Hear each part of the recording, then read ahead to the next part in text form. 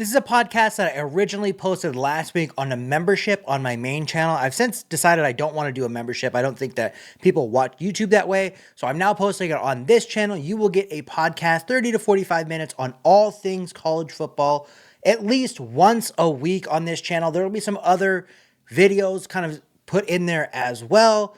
But you can get one, maybe 2, 3 podcasts a week, depending on how you guys like those videos. And that'll be on this channel going forward. So enjoy this video. Ignore all the membership talk that I have on here.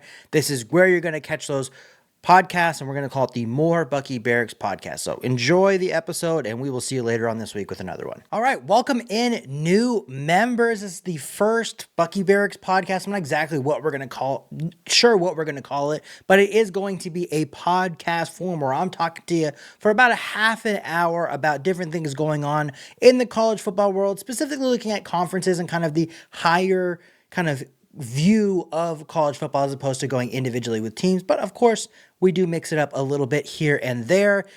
If you're watching this, you are not new to my channel. You've probably been watching for a while, so welcome in. I really appreciate your support. And again, this will be a growing thing with the membership. If you're on it this early on, you will definitely see some very big benefits because I'm going to take care of the guys that have been there for me from the very beginning. The guys and gals, I should say. So with this first edition of it, we want to kind of talk about the Final Four. We've kind of done these weekly updates throughout March Madness, talking about the money that these conferences have made through the Final Four. And of course, as was predicted, the Big Ten has made a ton of money and made even more money with 2 teams in the Final Four. By seed, they were predicted to get at least 1 in, with Michigan getting in. The Big 12 was also predicted to get 1 in. The ACC was predicted to get 1 in, and the SEC was predicted to get 1 in. So all of our Power 4 conferences from college football should have gotten at least 1 team, or should have gotten 1 team into the Final Four based on seeding. But we don't get that, obviously. Of course, there's going to be upsets along the way. Florida gets upset in the Sweet 16. That was before our last, or in the round of 32. So that was before our last check-in, which happened right before the Sweet 16.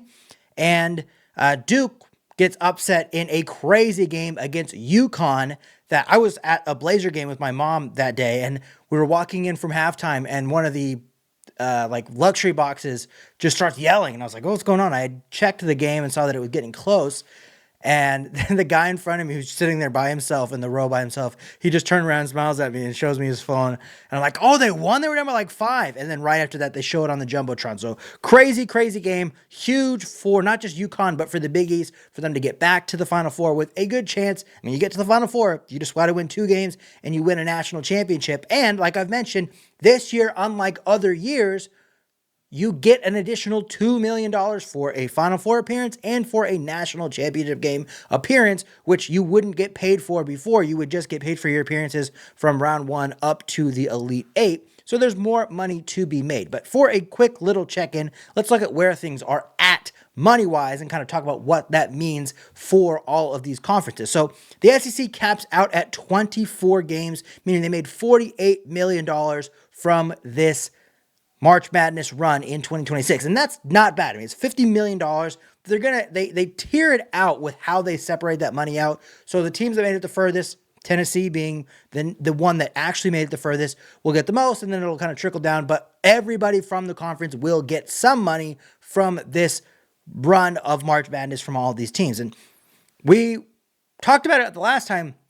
Going into the Sweet 16, and I did a poll about this as well, each one of the SEC teams was an underdog seeding, and by the lines that they had, I think they were like FanDuel lines or whatever, or DraftKings lines they had on ESPN, but they were underdogs in both the seeding and in the lines going into the Sweet 16. Tennessee, of course, gets the upset over Iowa State, so they moved on to play Michigan in the Elite 8. How much of an upset was it over Michigan State when they lost Jefferson earlier on in the tournament? But they still get that upset in there. They're the only team that makes it to the Elite 8 out of the SEC. The SEC ends up with $48 million. The ACC ended up with 14 games. Of course, a massive blow to that with Duke losing in the Elite 8, but they made $28 million out of it. And that is different because a good chunk of that money is going to be going to Duke. So Duke gets the first round.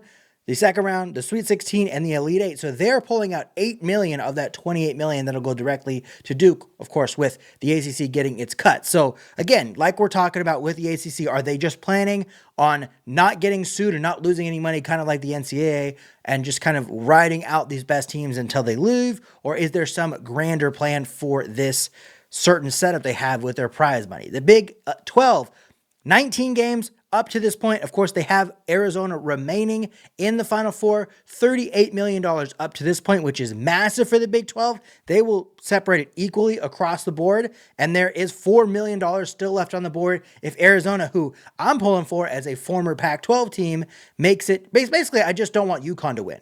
Any of the Big Ten, it goes Arizona, Illinois, Michigan, and then UConn, and I'd be happy with anybody besides UConn winning it.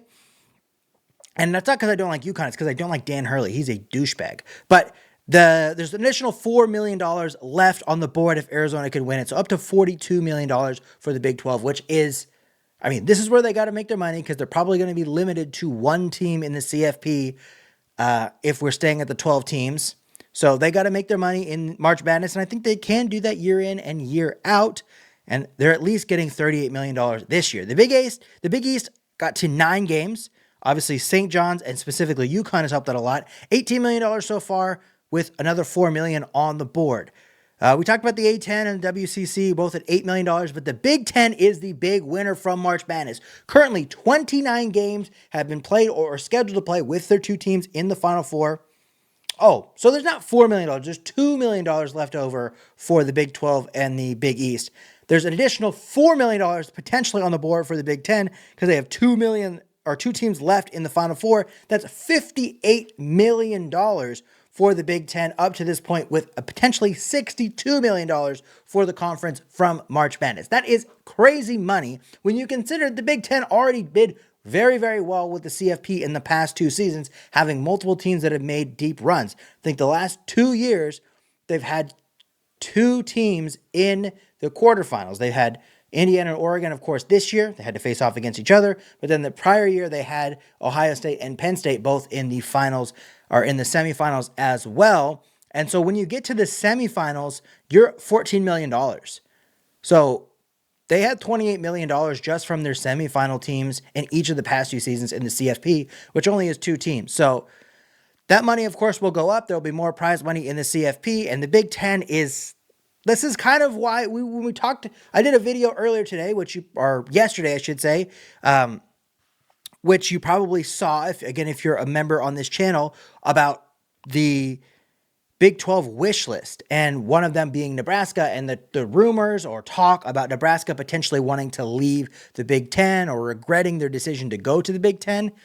You can't honestly talk to me about Nebraska regretting the decision because, for one, is Nebraska a bigger competitor in the Big 12 than they are in the Big 10? Maybe, but that doesn't necessarily mean that they're not going to have the dark days that they've had. And the Big 10 or the Big 12 hasn't had, like, the modern Big 10, sure, Nebraska is one of the top teams, but they were still going to be competing with Texas and Oklahoma for the past 12 seasons prior to them leaving the conference, that or 14 seasons, I guess, after the Big 10, or 13, after Nebraska left for the Big 10. So it's not necessarily that they were going to have more success if that's the reason why they regret it. And they've made way more money than they ever would have being a part of the Big 12 being a part of the Big 10. They have made so much more money in the Big 10 than they ever would have anywhere else. And they're not leaving that money anytime soon, regardless of their lack of success on the football field. And that's, I mean, you can just these numbers, you can say that the SEC probably had a disappointing relative to expectations March Madness, and they still make basically $50 million. And the next closest conference, their second place in the next closest conference, is about $8 to $10 million less, and that's the Big 12, who had one of their best seasons as far as high-level basketball talent. And that, like, the Big 12 is definitely a basketball conference more so than a football conference, and they make $10 million less than the SEC. This is kind of the gap that we're seeing between the top conferences and the lower conferences, even outside of football. And that makes you question the ACC strategy even more, because they have by far the least. I mean, it's basically $10 million down, 58 to 48 to 38 to $28 million for the power conferences. And the ACC is not going to distribute that to any of the other teams that didn't make it. So you see that gap is almost like it's purposely being stretched by the ACC in some weird way by the strategy that they have, because that is still a good amount of money to spread across your teams, but it's not going to get spread with the ACC strategy. So March Madness this year really showed to me, as someone that looks at these conferences, looks at realignment, looks at the money these teams are making, and kind of what is going to move these conferences as we move into this new stage. That's really what this channel is about, is what is the next stage of college football and kind of fitting into that gap as we're in it. The ACC really starts to prove why they are not projected, in my opinion, and a lot of other people's opinions, projected to be a part of the next stage of college football, at least at the power level, with how they have their money structure set up. But I think that's really interesting to kind of look at these power conferences and understand how March Madness folds into the overall money situation when we talk so much about media deals specifically pushed by college football. Okay, now to college football, another conference that is a little bit interesting to me. I've done a little bit of talking about it kind of because of Miami of Ohio coming up and because of Sacramento State joining the MAC. It's the MAC, and specifically the MAC football schedule that was released a week or two ago that had Toledo and Bowling Green playing on a Wednesday night on ESPN. And the that is what the MAC is known for. Tuesday, Wednesday night football on like ESPNU. That's where many of us would have seen our maybe only MAC game would be on those games they play on Tuesday night. So it's big for the conference and big for their media deal to be in those games. But Toledo and Bowling Green is a big rivalry game, specifically to the MAC, that has been moved to a Wednesday in a move that would almost certainly hurt the in-school attendance or in-person attendance for that game, for what is probably the biggest home game for Toledo that season.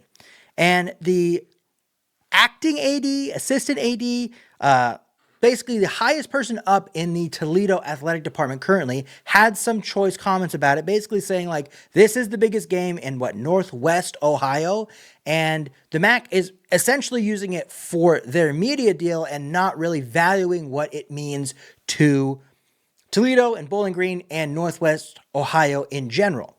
And it had me thinking about like what is important in college football, specifically in like G6 college football. I'm gonna have to get used to being G6, but what's important in G6 college football in the modern era, in this era where, let's be honest, a good chunk of the money that these conferences and in turn these teams are relying on to be able to have their teams compete comes from the conference media deals.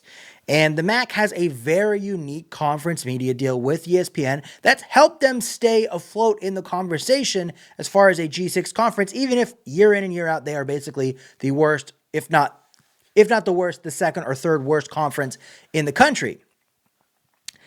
But I don't know. This is kind of what I had to say about it when I was walking and thinking about this after I saw the Reddit post about it, and I was like, okay, you could have easily told me that Toledo and Bowling Green are like the least related teams in the MAC, and I wouldn't know the difference as a non-MAC fan. That is my point, like my point of view of Toledo and Bowling Green. So if I see Toledo and Bowling Green playing on Tuesday night or Wednesday night on ESPN2 or ESPNU or whatever it's on, I just think, okay, cool, it's a MAC college football game. I'll watch it or not watch it based on that. I will not watch it or not watch it based on that's Toledo and Bowling Green, the rivalry game. So it doesn't mean so much to me as a casual viewer, which is what they're trying to catch with these Tuesday and Wednesday night setups. They're not doing that for MAC fans. They're doing it for casual fans more than the MAC fans. I'll see it and I won't catch the rivalry side of it that everyone that's a Toledo and a Bowling Green fan would if they were having it on a Saturday in person. And Toledo is not doing well. I mean, Toledo and the rest of the conference, but I think Toledo the most is struggling with attendance.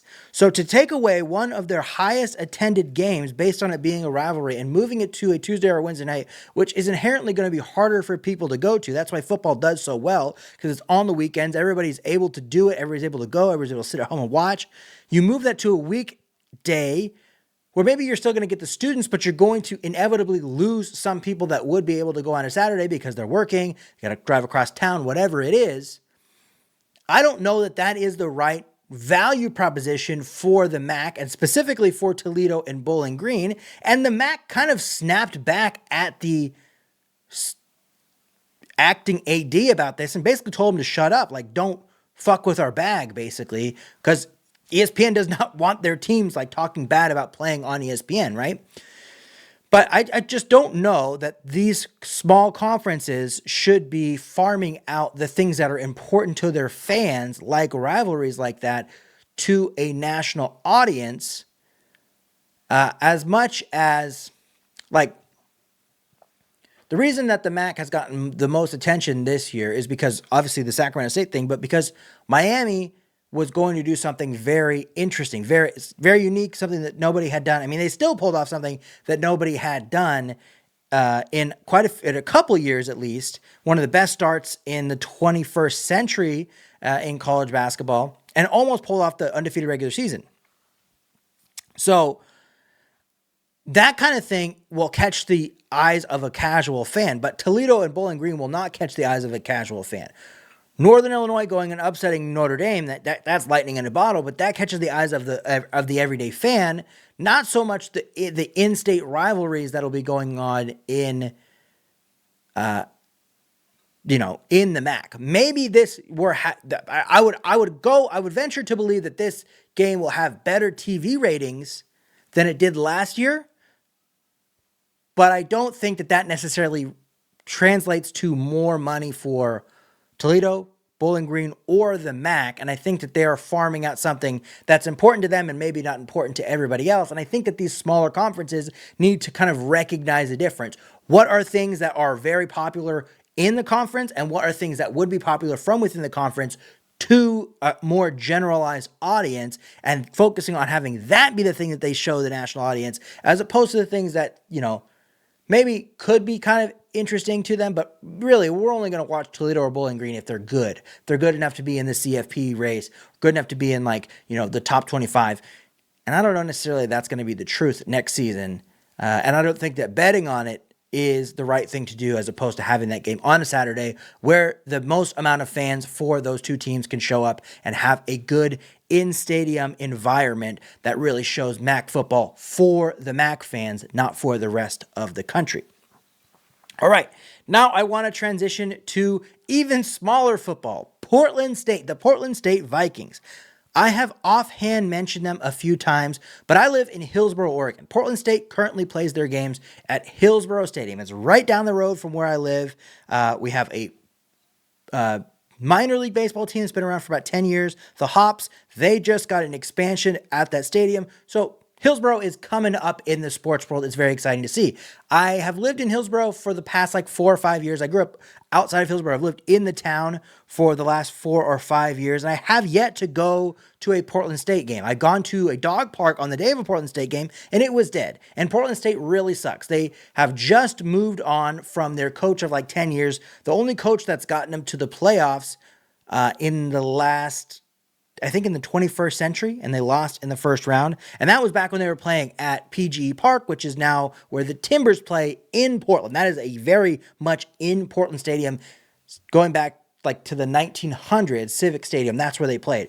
Very interesting stadium, very cool stadium that is now kind of turning into more of a modern stadium, but it does not house football. I think maybe they try to play one game there a year, but this year, because they're so close, and because it's really cheap to get into those games, I really want to become more of a Portland State fan. I want to kind of integrate myself into Portland State. I can only go see so many Ducks games a year. It's a 3-hour drive for me. It's expensive to get in. It's a long day, but I can go pop over to a Portland State game by myself, have my dad go, have my wife go, whoever, and just make a little bit of an afternoon out of it as opposed to an entire day. So, It's interesting though. It's interesting because I don't know what I'm rooting for as a Portland State fan. This is different. It's been a while since the Ducks have not had anything to root for.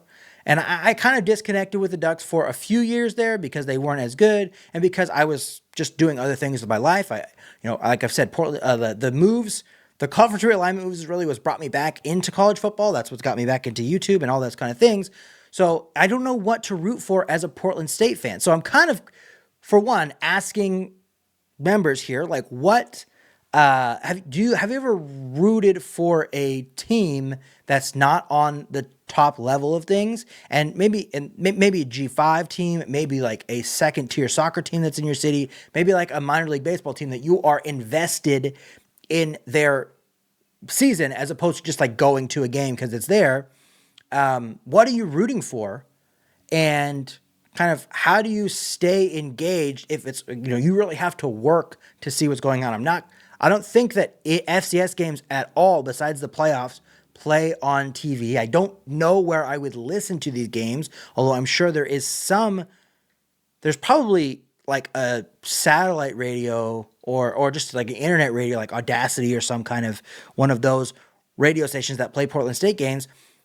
But there's not like a place for me to go watch the games. If like the road games, I'm going to have to listen to the road games. And Portland State's not even going to compete for a Big Sky title for a while. They have one of the smaller stadiums in the FCS. It does not fill up. I mean, this stadium, they play some big high school games there. And it's Oregon football. It's not Texas football. This is Oregon high school football, which, let me tell you something, is not a big deal. High school basketball is probably a bigger deal here than high school football because we have like the Les Schwab Invitational, which brings in a bunch of basketball. Nike is in Beaverton, which is the next town over. So basketball is bigger here than football. And so this stadium is not very big. And Portland State is not very good. But I've gone to Portland State games before. I went to the playoff game when they were in there in 2015. I've seen them play the Ducks. The first Ducks game I went to was a Portland State game way back 2001 when Joey Harrington was still quarterback. And I've seen, I think, another Portland State game since then. And Portland State plays the Ducks this year, which I'll probably end up going to that game as well because it'll be the cheapest game to get into. And it's easier to get my wife to go to a Ducks game than it is like a Blazer game or something because it's, just like easy. It's easier.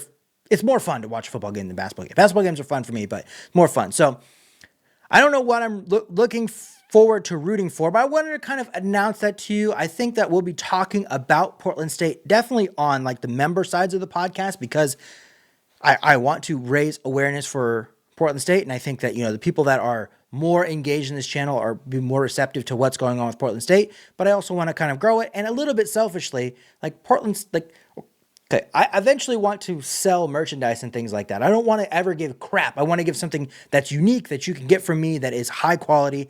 And I've been looking into licensing and all these kind of things about how you can do with college teams. And Portland State is the most reasonable idea that I could think of. And it's harder to get Portland State gear. I don't have anything. I'm trying to get something, but I don't have anything that I could do for Portland State.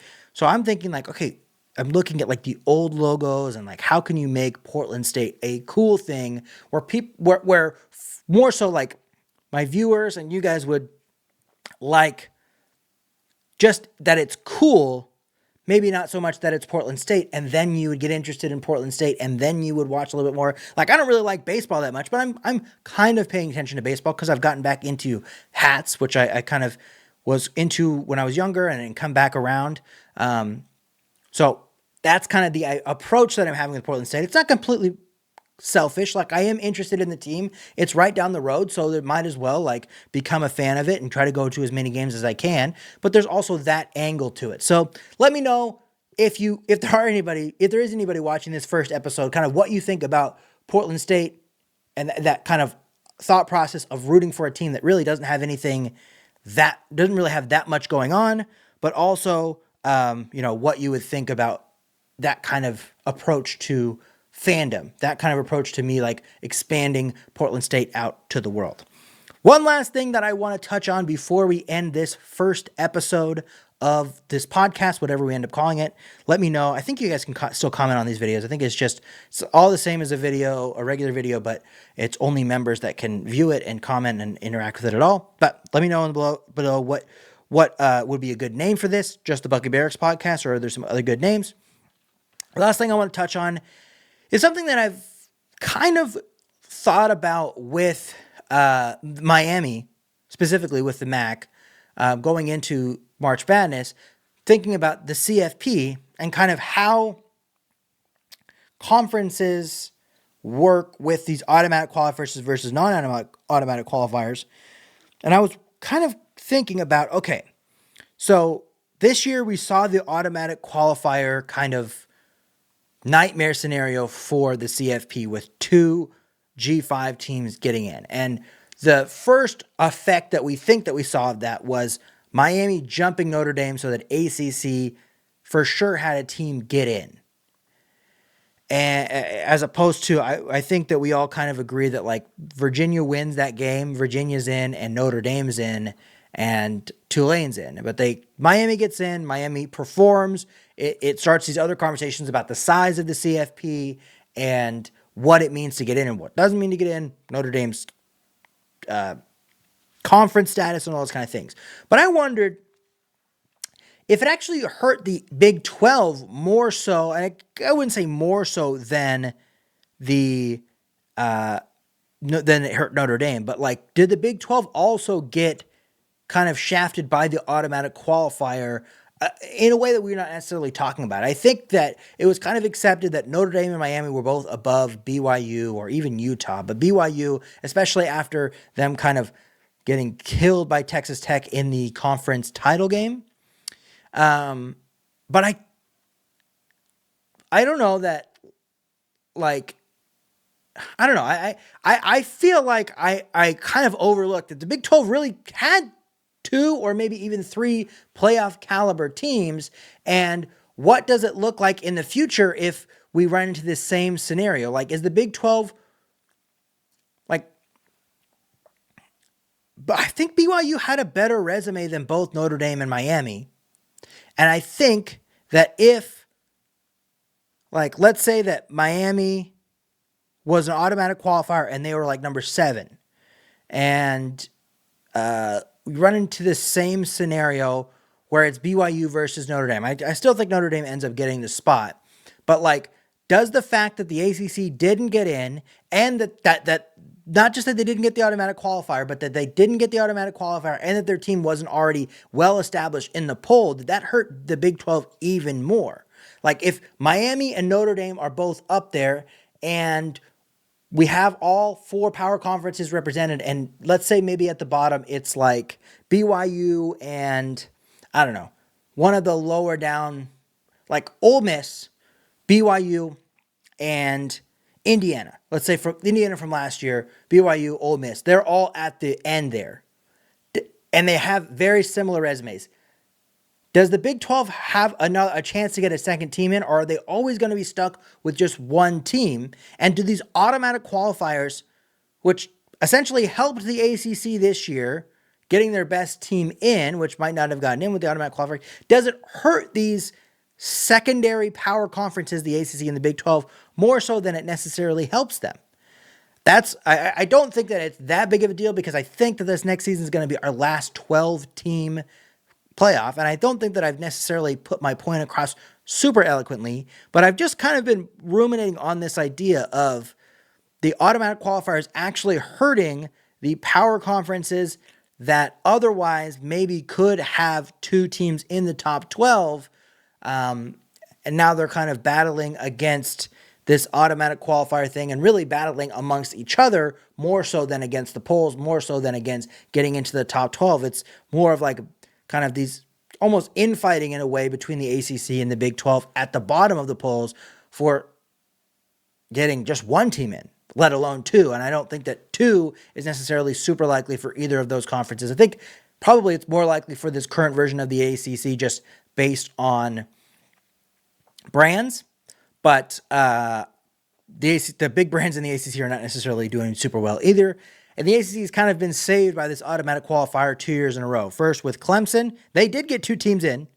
They got Clemson in and had SMU, who was already solidly in before that conference championship game last year. They both get in. And then They would have gotten saved by it again, either by Virginia winning or by Miami getting in, basically by the need for the CFP to get all of the teams, all of the conferences in. Otherwise, it kind of looks like a sham process with 2 American teams in or 2 G5 teams in and no ACC team. So, like I said, not a very well thought out last part to this podcast, but I've just been thinking about that idea. And maybe if you're watching this, you can kind of add on or kind of help me think out that idea. I definitely want to, if anybody is watching this, I definitely want to talk in the comments, have even more robust conversations in these comments than we would have on a regular video. Because of course we touch on much more topics and there's only a few of us here. So we like to have those conversations. But that is going to do it for the first version of this member podcast that we've got going on here. I